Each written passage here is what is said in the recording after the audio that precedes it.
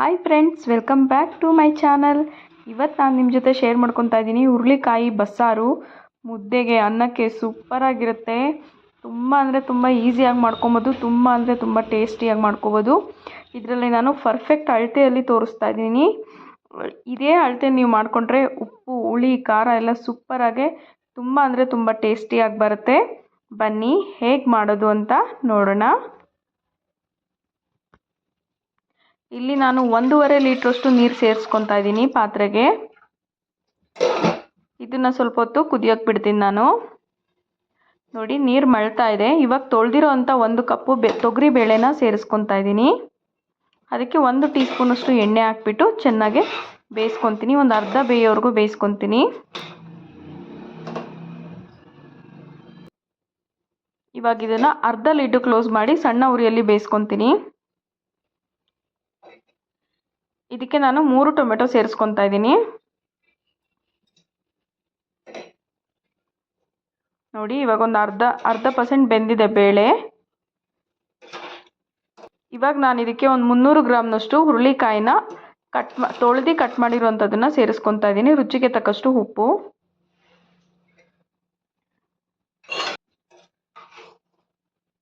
ನೋಡಿ, ಈಗ ಬೇಳೆ, ಹುರುಳಿಕಾಯಿ, ಟೊಮೆಟೊ ಎಲ್ಲ ಚೆನ್ನಾಗಿ ಬೆಂದಿದೆ.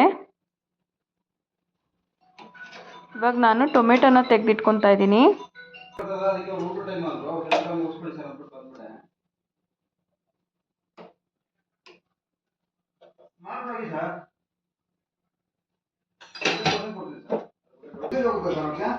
ಇವಾಗ ನಾನು ಬೆಂದಿರೋಂಥ ಬೇಳೆ ಹುರುಳಿಕಾಯಿನ ಸೋಸ್ಕೊತಾ ಇದ್ದೀನಿ. ಅದ್ರ ಕಟ್ನ ಸಾಂಬಾರಿಗೆ ಬಳಸೋಕ್ಕೋಸ್ಕರ. ಇಲ್ಲಿ ನಾನು 1 ಟೇಬಲ್ ಸ್ಪೂನಷ್ಟು ಎಣ್ಣೆ ಸೇರಿಸ್ಕೊತಾ ಇದ್ದೀನಿ. 1 ಗೆಡ್ಡೆ ಬೆಳ್ಳುಳ್ಳಿ, 1 ಗೆಡ್ಡೆ ಈರುಳ್ಳಿ, 2 ಟೀ ಸ್ಪೂನಷ್ಟು ಜೀರಿಗೆ, 1 ಟೀ ಸ್ಪೂನಷ್ಟು ಕಾಳುಮೆಣಸು, 3 ಒಣಮೆಣಸಿನ್ಕಾಯಿ. ಇದನ್ನು ಚೆನ್ನಾಗೆ ಬಾಡಿಸ್ಕೊತೀನಿ 1-2 ರಿಂದ 3 ನಿಮಿಷ. ಓಕೆ, ಇವಾಗ ಇದಾಗಿದೆ, ಆರ್ಕೊಳ್ಳಿ. ಇದಕ್ಕೆ ಸ್ವಲ್ಪ ಕರ್ಬೇವಿನ ಸೊಪ್ಪು ಕೂಡ ಸೇರಿಸ್ಕೊತಾ ಇದ್ದೀನಿ. ಗ್ಯಾಸ್ ಆಫ್ ಮಾಡಿದ್ಮೇಲೆ ಕರ್ಬೇವಿನ ಸೊಪ್ಪು ಹಾಕ್ಕೊಂಡ್ರೂ ಆಗುತ್ತೆ.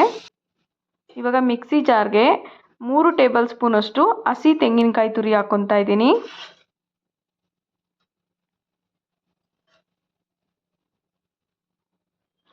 ಬೇಯಿಸಿರೋಂಥ ಟೊಮೆಟೊ ಸೇರಿಸ್ಕೊತಾ ಇದ್ದೀನಿ. ಇದಕ್ಕೆ ನಾವೇನು ಈರುಳ್ಳಿ ಬೆಳ್ಳುಳ್ಳಿ ಎಲ್ಲ ಹುರಿದಿಟ್ಕೊಂಡಿದ್ವಲ್ಲ ಅದನ್ನು ಕೂಡ ಸೇರಿಸ್ಕೊತಾ ಇದ್ದೀನಿ. ಸ್ವಲ್ಪ ಕೊತ್ತಂಬರಿ ಸೊಪ್ಪನ್ನ ಸೇರಿಸ್ಕೊತಾ ಇದ್ದೀನಿ. 1 ಟೇಬಲ್ ಸ್ಪೂನಷ್ಟು ಸಾಂಬಾರು ಪುಡಿ, ನಾವು ಬೇಳೆ ಸಾಂಬಾರಿಗೆ ಬಳಸ್ತೀವಲ್ಲ ಅದನ್ನು ಸೇರಿಸ್ಕೊತಾ ಇದ್ದೀನಿ. ಒಂದು ಸ್ವಲ್ಪ ಬೇಳೆ ಬೇಯಿಸಿದ ಕಟ್ಟನ್ನೇ ಸೇರಿಸ್ಕೊತಾ ಇದ್ದೀನಿ ರುಬ್ಬೋದಕ್ಕೆ. ಇವಾಗ ಇದನ್ನು ಮಿಕ್ಸಿ ಮಾಡ್ಕೊತೀನಿ. ಇವಾಗ ಇದು ನೋಡಿ ಪೇಸ್ಟ್ ಆಗಿದೆ. ಇವಾಗ ನಾನು ಇದನ್ನು ಒಂದು ಪಾತ್ರೆಗೆ ತಗೊತಾ ಇದ್ದೀನಿ. ಈಗ ನಾನು ಬೇಳೆ ಬೇಯಿಸಿದ ಏನು ಕಟ್ಟಿದೆ ಅದೇ ನೀರನ್ನ ಹಾಕಿ ಮಿಕ್ಸಿ ಜಾರ್ನ ಕೂಡ ಆಡಿಸಿ ಇದರೊಳಗೆ ಹಾಕೊತೀನಿ. ಇದೇ ಅಳತೆಯಲ್ಲಿ ಮಾಡಿದ್ರೆ ನೀವು ಎಕ್ಸ್ಟ್ರಾ ನೀರು ಹಾಕೋ ಅವಶ್ಯಕತೆನೇ ಇಲ್ಲ. ಕಟ್ಟಲ್ಲೇ ನೀಟಾಗಿ ಕರೆಕ್ಟ್ ಕನ್ಸಿಸ್ಟೆನ್ಸಿಲಿ ಸಾಂಬಾರಾಗುತ್ತೆ. ಇವಾಗ ಇದನ್ನು ನಾನು ಒಂದು ಸ್ವಲ್ಪ ಹೊತ್ತು ಕುದಿಸ್ಕೊತೀನಿ. ಇದಕ್ಕೆ ರುಚಿಗೆ ತಕ್ಕಷ್ಟು ಉಪ್ಪು ಸೇರಿಸ್ಕೊತಾ ಇದ್ದೀನಿ. ಸ್ವಲ್ಪ ಹುಣಸೆಹಣ್ಣು ರಸ, ಒಂದು ಸಣ್ಣ ನಿಂಬೆ ಗಾತ್ರದಷ್ಟು ಹುಣಸೆಹಣ್ಣು ರಸನ ಸೇರಿಸ್ಕೊತಾ ಇದ್ದೀನಿ. ಇವಾಗ ಇದನ್ನು ಚೆನ್ನಾಗಿ ಮಿಕ್ಸ್ ಮಾಡಿಕೊಂಡು ಒಂದು ಸಣ್ಣ ಉರಿಲಿ ಒಂದು 5 ನಿಮಿಷ ಕುದಿಯೋದಕ್ಕೆ ಬಿಡ್ತೀನಿ. ಇವಾಗ ಇದಕ್ಕೆ ಒಗ್ಗರಣೆ ಹಾಕ್ಕೊತಾ ಇದ್ದೀನಿ. 1 ಟೀ ಸ್ಪೂನಷ್ಟು ಎಣ್ಣೆ,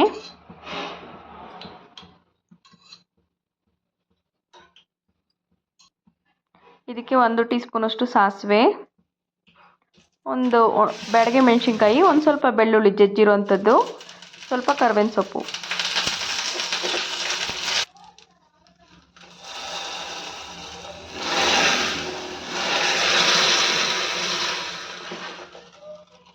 ನೋಡಿ, ಸಾಂಬಾರು ರೆಡಿ ಆಯಿತು. ಇವಾಗ ಪಲ್ಯ ಮಾಡ್ಕೊತಾ ಇದ್ದೀನಿ. ಅದಕ್ಕೆ ಪಲ್ಯಕ್ಕೆ ಸ್ವಲ್ಪ ಸಾಸಿವೆ, 1-2 ಹಸಿರು ಮೆಣಸಿನ್ಕಾಯಿ ಸೇರಿಸ್ಕೊತಾ ಇದ್ದೀನಿ. ಇದನ್ನು 1-2 ನಿಮಿಷ ಬಾಡಿಸ್ಕೊತೀನಿ.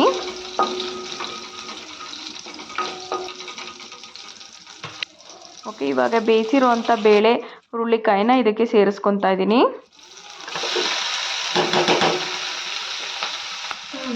ಇದಕ್ಕೆ ರುಚಿಗೆ ತಕ್ಕಷ್ಟು ಉಪ್ಪು,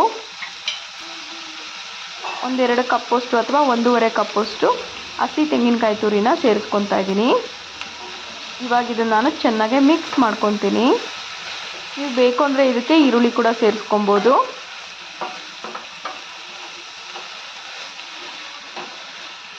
ಒಂದೆರಡು ನಿಮಿಷ ಬಾಡಿಸಿದ್ರೆ ಆಯಿತು. ಮೇಲ್ಗಡೆ ಒಂದು ಸ್ವಲ್ಪ ಕೊತ್ತಂಬರಿ ಸೊಪ್ಪನ್ನ ಕೂಡ ಸೇರಿಸ್ಕೊತಾ ಇದ್ದೀನಿ. ನೋಡಿ, ಬಿಸಿ ಬಿಸಿ ಮುದ್ದೆಗೆ ಇದೇ ಅಳತೆಯಲ್ಲಿ ನೀವು ಸಾಂಬಾರು ಮಾಡ್ಕೊಳ್ಳಿ. ತುಂಬ ಅಂದರೆ ತುಂಬ ಚೆನ್ನಾಗಿರುತ್ತೆ. ಉಪ್ಪು, ಹುಳಿ, ಖಾರ 3 ಹದವಾಗಿರುತ್ತೆ. ಪಲ್ಯದ ಜೊತೆ ಮುದ್ದೆ ತಿಂತಾಯಿದ್ರೆ ತುಂಬ ಅಂದರೆ ತುಂಬ ಚೆನ್ನಾಗಿರುತ್ತೆ.